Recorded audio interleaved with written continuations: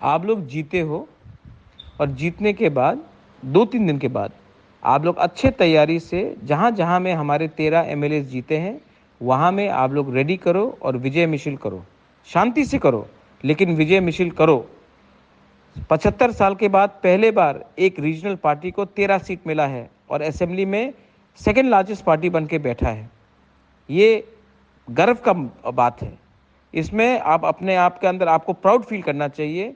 4 दिन के बाद 13 जगह में जहाँ में हम लोग जीते हैं वहाँ में प्रिपरेशन करके शांति से विजय मिছিল करने का तैयारी करो।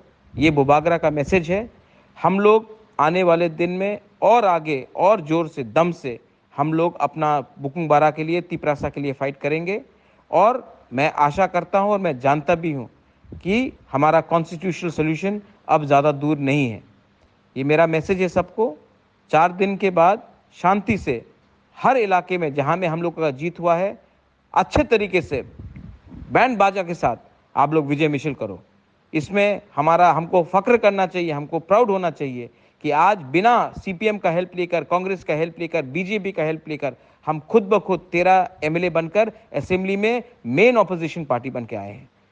फख्र करो अपने ऊपर विश्वास करो और आगे बढ़ो। दिस इज बुबागरा, my message to all of you. हम बाय।